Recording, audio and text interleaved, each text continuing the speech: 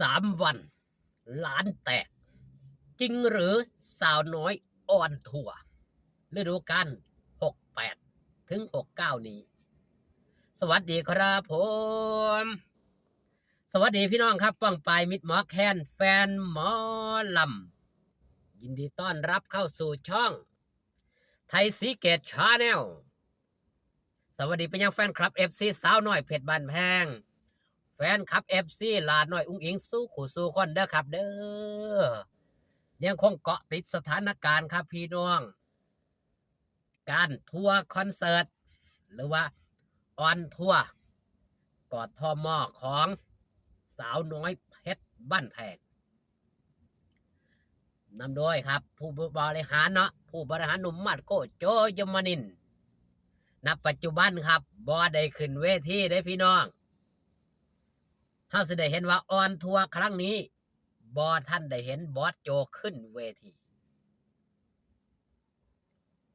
ปล่อยให้ลูกสาวขึ้นครับ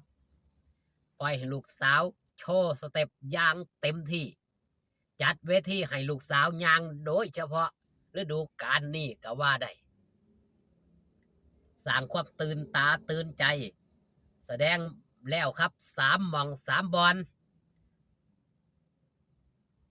บ่ว่าจะเป็นเนี่ยหม่องไหนครับ3 หม่อง 3 บอลนี่กินซ่ารังสิตเขาตะโลเมื่อคืนตลาดรวยทรัพย์3 หม่อง 3 บอล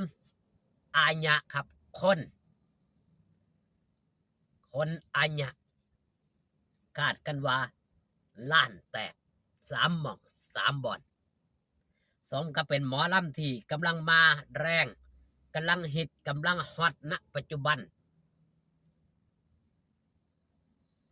ทางด้านวงการยังครับวงการหมอร้องหมอลำเองก็เป็นที่ยอมรับครับสำหรับหมอลำเพลิน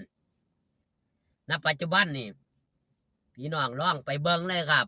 หลากหลายคณะนำหมอลำเพลินนี่เตรียมขึ้นมาโชว์ในฤดูกาลใหม่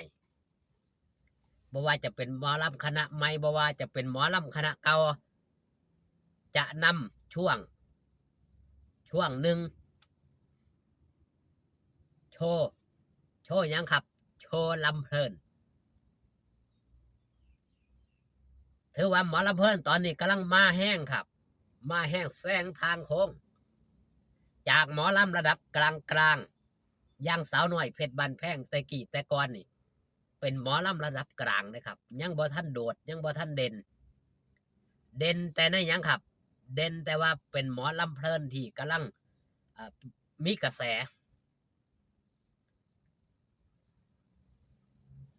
แต่ณปัจจุบันครับสาวน้อยเพชรบ้านแพงแซงทางโค้งขึ้นมาเป็นอันดับต้นอันดับหนึ่งของหมอลำก็ว่าได้ณยุคปัจจุบันทางด้านสื่อโซเชียลทางด้านสื่อโซเชียลนี่สาวน้อยเพชรบ้านแพงนี่มาเป็นอันดับหนึ่งแน่นอนครับเพราะว่ามีช่อง YouTube นี่มีช่องแดงเครือข่ายของเจ้าของนี่มากมายกว่า100 ช่องเฉพาะสาวน้อยเพชรบ้านแพงเองบ่น้อยครับ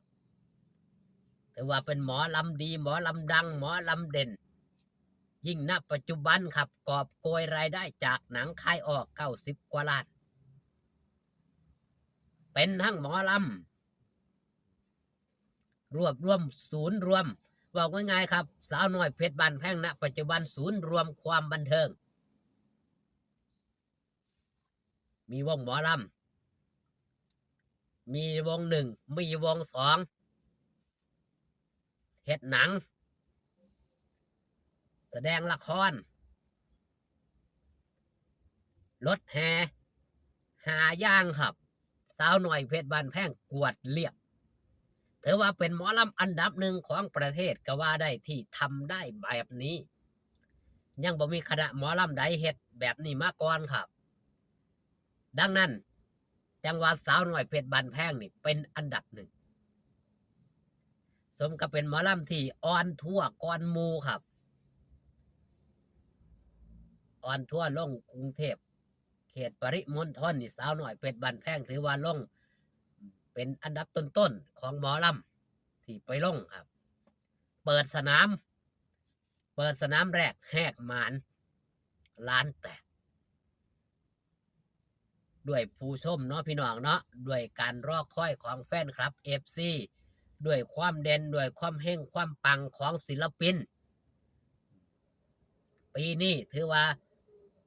เป็นปีทองของสาวน้อยเพชรบ้านแพงอีกปีหนึ่งก็ว่าได้ศิลปินที่มีชื่อเสียงมีหน้ามีตาอยู่ในแวดวงการบันเทิงหมอลำได้พระเอกใหม่อย่างอ๊อฟสุรพลเข้ามาแจมมาเสริมและก็ศิลปินนิวเจนก็มีแต่ผู้ที่มีความสามารถเข้ามาเพื่อสร้างสรรค์ผลงานร่วมคนเก่าที่มีคุณภาพอยู่แล้วแต่งเติมเสริมด้วยระบบแสงสีฉากรูปแบบใหม่ถือว่าสาวน้อยเพชรบ้านแพงนี่มาไกลครับมาไกลมากมาไกลแห้งสำหรับสาวน้อยเพชรบ้านแพงจากหมอลำที่บ่ค่อยมีกระแสเท่าที่ควรบ่เป็นที่ว่าฮอดจอดถึงแต่ณปัจจุบัน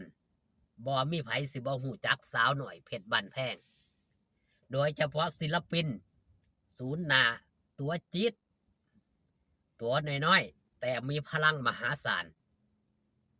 อย่างหลาดน้อยอุ๋งอิงนี่